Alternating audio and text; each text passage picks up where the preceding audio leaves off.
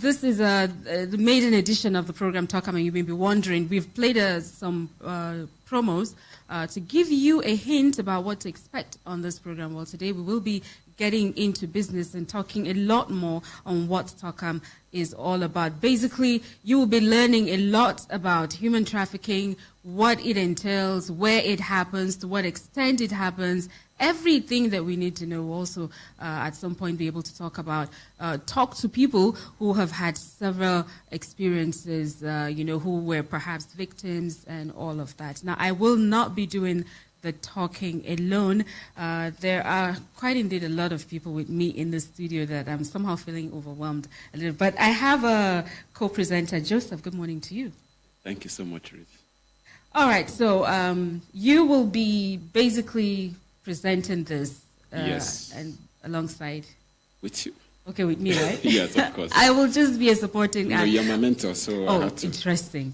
Okay, so it's good to have you here on the program. So you will be introducing the guests that we have in the studio. Lovely people.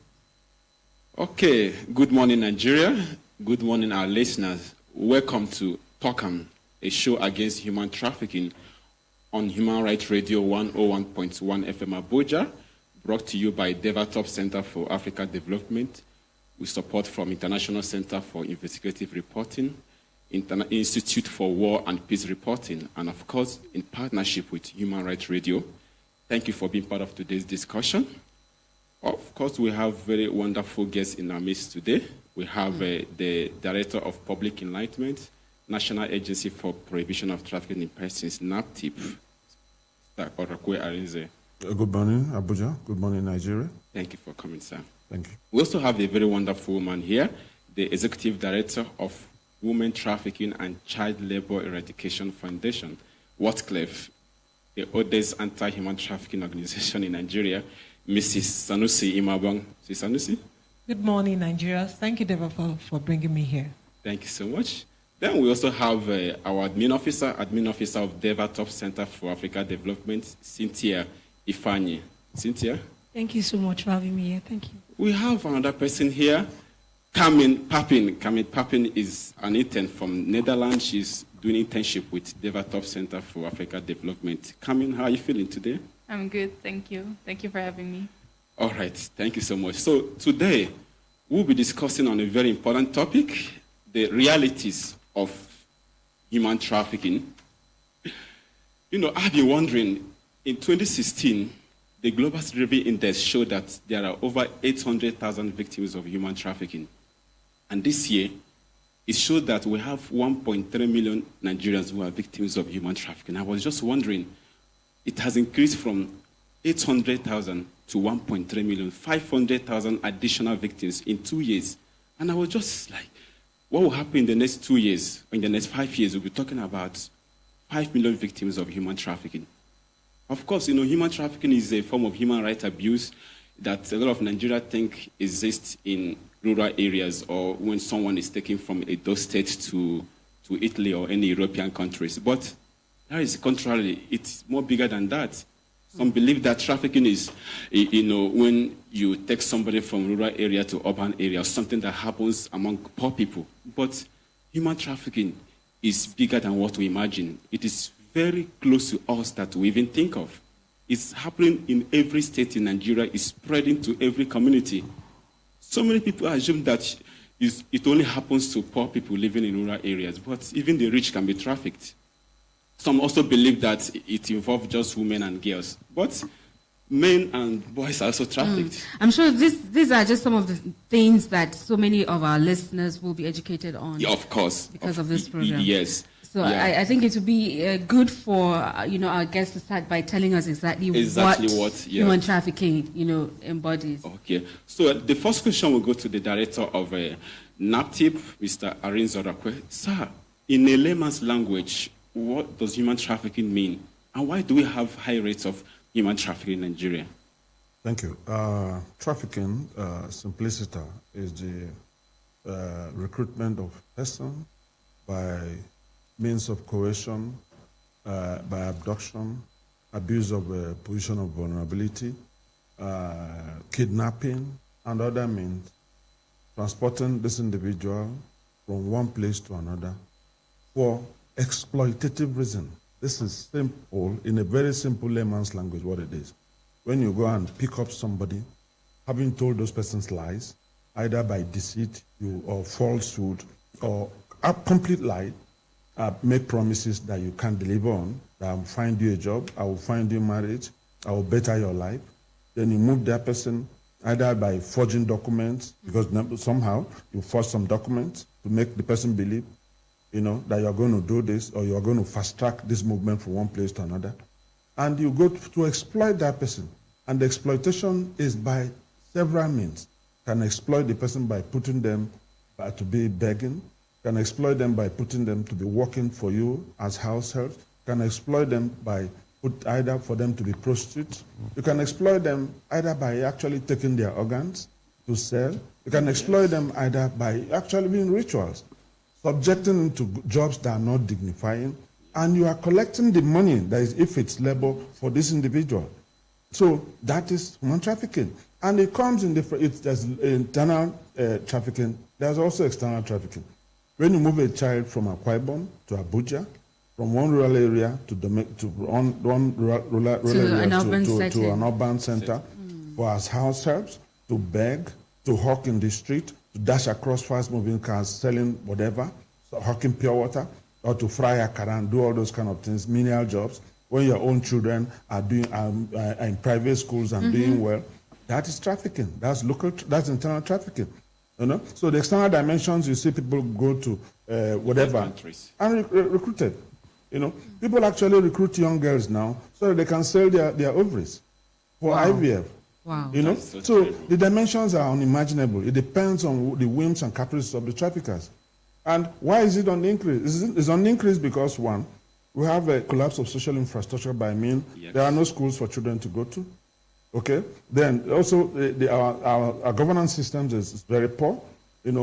So-called governors and whatever are not making sure that some of these infrastructures are repaired so that children can go to school. Even when the children cannot go to school, efforts to be made for them to go to school. And then we have the protective environment is also poor. Our child rights law is weak, is very weak. So the protective environment for children is weak, ab initio. There are no enforcers. And so part of the reasons why the Director General of NAPTIP is asking for is security. Children should be placed in security governance agenda. Security governance agenda means there are critical resources of the state that must be protected. Yes. And you must factor them in that security agenda, that these are critical, this is necessary. So let's not just be that I'm the only one. I think my other colleagues are making some contribution. Thanks for your consideration, actually. Okay, so let's listen to Mrs. Sanusi. Yeah, Mrs. Sanusi, we also want to find out from you the realities of human trafficking. I know you've been involved in combating trafficking and been working with survivors, so please you can share your experience. Okay, the reality of human trafficking in Nigeria is really huge. I want us to flash back our minds to the year 1999 when there was nothing in ground. You remember Her Excellency Chief Mrs. Aminatite Atiku took a private way to the National Assembly, and what led the legislative advocacy that led to the establishment of NAPTIP. It is widespread because people have this thinking that human trafficking is just from a particular state. No. People from all over the country, all over Nigeria itself, and all over West Africa, all over the world are being trafficked to a particular place for some particular reasons, like he has explained. It depends on what is going to be done with the people. For instance, if you want females for prostitution, he's talked about there are three basic elements of human trafficking: the art, the means, and the purpose. The art and the recruitment method and the purpose which these people are to be taken. And Nigeria has, Nigeria is a source, Nigeria is a transit and destination country. So that makes it very huge for Nigeria. Human trafficking is widespread. All right, but one thing that actually does stand out here is that when we hear human trafficking, we should not only be thinking about people going to European countries. No. That even within the country, so many people, I'm sure people listening now, people that may have brought some of their relatives from the village and tell them, oh, we're going to put them in school, and then they end up hawking. I'm sure they will be cheering right now because that is what he explained. Yeah. He explained that there is internal and external trafficking. Why some are taken from rural area to urban area to do housemaid. You know, we have issue of housemaid trending everywhere. Yes, the issue of domestic servitude is really trending because, you know, the reality is that women work. In those days, our mothers were just at home. You know, these days, women go to school, women work, so they need extra hands. But the issue is that don't take a minor and exploit a minor. Rather, pay for the services. Yes. That's what we keep saying. That's what NAPTIP keeps hammering. We keep saying that pay for the service of the domestic servant, of an adult, not a minor. A child of a school age should be in school, not hawking in the street, because you're exposing the child to a lot of hazards and risk.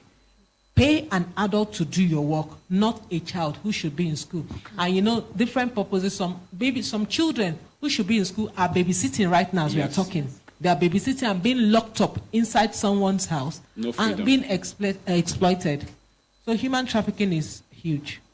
Okay, Ms. Harize, you have something to add to that? Just to add to one, the dimensions are already, we've said the dimensions, both internal and external. Yes. And you see the numbers, why are the numbers increasing? The numbers are increasing because governance has not dealt with the issue of poverty. Yes. Okay. And governance has not dealt with the issue of poverty, and we need to make sure that we also, there are two types of governance. Yes. You know, we have the local government, we have the state governors, and the federal government. But we need people to begin to factor in these issues of security governance for children in their domains. The first responders are the families. What are we as families doing? Yes. That part is really very important because so far from all you've been saying, it's as if government is to blame because there aren't infrastructures, because they've not put so many things in place, and so children who are supposed to be in school are on the streets. Now, what role do families play? Because if you're taking a minor, most times you take them from their parents, so they give these children away. So what role do families play when it comes to this? Because they are pushing the kids, sometimes even teenagers. Yeah, the thing is that people are quick to make excuses, which is not a reason. Yes. And it's poverty. Nigeria is not the poorest country in the world. It's not even in Africa. So why are we always at the receiving end of all these negative issues? Okay? So you now have a situation whereby the first responder should be the family. Okay? Yes. But because of family values that have collapsed, because of poor parentage, you have these issues cropping up, and also patriarchy and male dominance is also because you now have issues that why must it be the girl child that will be sacrificed? Greater number of people that are trafficked are girls. Boys are now beginning to be trafficked. Boys are used as drug mules. Yeah. Boys are the ones who are you see, every boy in Nigeria now wants to play football. Yeah. And they want to go to football academies anywhere in Europe. And they go there and sign phony contracts. And they waste their life. I remember the issue of Neo Datilante, a Ghanaian, whose life was wasted. He spent 10 years of his career, save for late Stephen Okechukwu, who rescued him, and a little bit of what he has now. Part of the reasons why he said there is no child that he knows that will not go to school. He first of all acquire an education before he start playing football. Yeah. So many Nigerian boys are there, being taken away. You know, they are drug mules. They go there for many of them are lured and they're taken away. They go and sell their organs, and they never know. And they die in their process because of this idea that everywhere is safe, is better than Nigeria. So we should begin to think positive, but the first responders are families. Families must begin to do their job and now protect these children from this harm's way that these traffickers come and lure them. Another thing, parents buy all manner of phones. Traffickers are on Facebook, traffickers are on internet, traffickers are everywhere. Yeah. And they lure children. That's why they make the offer. So we must begin to curtail our exposure of children to some of these inadequacies that lure them or that take them away from our hands. I think everybody is from a family. Yeah. And there are different places we go. We go to places of worship. We have our traditional leaders. Yes. Even those of us that work in offices, we are all families. I think there should be a lot of enlightenment from all. You see, when people get this news that road don't clear, and they go abroad, they even come into some places, religious places, to give testimonies. I think it's good that there should be awareness raising and sensitization from the family, from the home, the traditional leaders, everyone, and in schools. Like for instance, in Whatclef, we have what we call Whatclef Anti-Trafficking Brigade. Is the preventive measures for human trafficking. You have to enlighten the young mind. You have to let them know that this is not reality. That we don't pick dollars on the street. Yeah. The reality is that human trafficking is degradation of humanity. So I think all and sundry we can speak in our churches, in our mosques, in our places of worship. We can speak in our offices. We can speak in schools. We can speak in our communities. Because human trafficking is real. Just a quick one. Yesterday, we just concluded a conference, which it was a Santa Marta conference, which is a creation of the Holy Father, the Pope. The regional conference of the Santa Marta group held at the Caritas here. And the objective was now the role of the church and the state. How can the church and the state do great work to make sure that we curtail the greater number of Nigerians or anybody that is traveling? And what they said was that we need to begin to have churches intervene, either in their homilies, either in their sermons, that this is not possible. We have pastors who come and all they do is they will say, come, who is blocking my road? Those are the team of the programs that they do. All these prayers about this is your year, this is your year. You get your passport that stops me from moving, fire against him, all those kind of things. There was one that said that he prayed for a Nigerian and he got five visas. And I begin to ask myself, how did your passport, and people don't check this in, how possible is it for your passport to go to 5 different embassies at the same time? In this era now. But people are want to believe them and they'll go. So we need to, the church has a greater responsibility. They have greater followership. And one of church pronouncement, first of all, let's name and shame. Yes. We must, there's no other way to say that this is bad, it's killing our children, it's wasting our best and our brightest, and we must condemn it. Okay, well, let's quickly listen to Cynthia. Yeah, Cynthia. Because we're looking at the time and want to open up the phone line as well. Because also, just to mention, this TALKAM is not just in English. If you want TALKAM for Pidgin English, make it TALKAM. So, Cynthia. Okay. Good morning. Thank you for actually being here with us. Okay. The main purpose why we come here, not to TALKAM, because the issue when they get for this country, actually, is when you see something, you know TALKAM. They're part of the problem. You're not part of the solution. Because we're not just here to talk about the causes and the effect, the negative effects in our society and all that. We are here to actually put that thing in you to own the fight against human trafficking. Yes. Because you go see, say, it happen near you, you go like say, as I say, no concern any of my member of my family. Was my own deed. If you know report as it happen to another person picking, one day if it be your own relative, if it be your picking, if it be your son or your daughter. So now we need to take charge and report when there are cases of human trafficking. Thank you. Okay. Yeah, maybe Kemi can talk later. So we have a case. I think we have to call we have a case in Anambra State. Cynthia, can you give us more detail about the? Okay. Before you go to die the call, I'm here to yarn. I'm here to talk. I'm here to talk actually. And we had a case. Initially, people, they believe in only one state for this country. Now, human trafficking, they happen. Yes. We have a current case. A girl was trafficked from Anambra State. That's eastern part of the country where not is only business that they run for there. Human traffickers, they move. They come up for states when you say they common. They move, they go other states. Yes. So we just need to be watchful and be vigilant and take action. Okay, the number is... You're trying to connect, the but number it's is not connecting. Okay. So we wanted our listeners to hear the experience. Yes. Okay, from someone who is handling a particular case of human trafficking.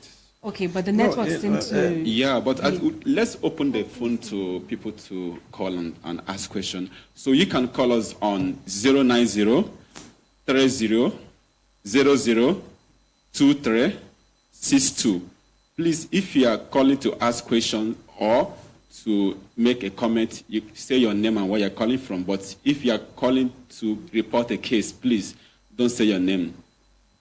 Take the number again. Okay. 090 30002362. Let me, while we're waiting for the call, also respond to what Cynthia said. The thing is that NAPTIP has never said, I think it's a misnomer for anybody to imagine that it's only Edo. Yes. There's no state in Nigeria now that is not endemic to trafficking. It depends on what is common in that area. Edo is known for external trafficking. Delta is also for external trafficking. Yes. Anambra, in 2012, when we made evacuation from Mali, the agency evacuated in one of our operations, Operation Timbuktu. 4 of the persons that were evacuated from Mali were from Anambra. And actually, we made a report to Anambra State government then and told them that this is what we've noticed. So, Kogi State, the number that that the federal government and NAPTIP and NEMA are evacuated from Libya cuts across all the states. Yes. So, 1 is enough. So, anybody that, because majority of the people from the north that are being trafficked are trafficked to Saudi Arabia, trafficked to Qatar. So it depends on the dimension. So no state can say confidently that they don't have aspects or manifestations of trafficking in their own state. And true. 1 is enough. So it's not until you wait on if the number is 100. No. Yes. That 1 is a Nigerian. That 1 is enough to show that this is critical. This is dangerous. I think to add to that, you remember the UNODC NAPTIP Whatclef project for 2015? It cuts across different states, from the north, the south. It cuts across. Yeah. I was going through your website. I realized that we have, every state has a number of victims. Yes, exactly. Yes. So, and that is why we need to tell Nigerians that this is real. It's not just those states. It is spreading like a virus to every community. Yes, it's real. Nasarawa is just close by here. You might ask what's Nasarawa zone. We have Nasarawa victims. There are lots of victims from Nasarawa. Most of the house helps in Abuja are from Nasarawa. And that's trafficking. Many of them, Nasarawa and Kogi, and many of them are cases of victims of trafficking. And while you were telling us about what trafficking, human trafficking is all about, you also did say that it wasn't just to families that are poor. No. So poverty, people cannot now blame it on poverty. Look at the case of Cynthia Sukogo. Okay. This was a girl, a university student, a daughter of a general, that was lured by two young boys. But the thing is, many Nigerians just have this idea of a greener pasture, and it cannot happen in Nigeria or on Nigerian soil. It has to be on another soil. So no, it happens. It happens. It's happening everywhere. And the conflict situations like we have whatnot also triggers this thing. Yes. So the more the conflict, the more children are left at the mercy of individuals who will come with the promises of help. Okay, we would love to continue this conversation, but then we have completely run out of time at this point. But like I said, this program will be coming your way every Friday, 10 a.m. So make it a date with us, as we'll be discussing issues surrounding human trafficking. We'll be educated and informed so that you even know the signs when someone starts saying things that are sounding too good to be true. Because sometimes, they come with a... It's all about deception. Yes.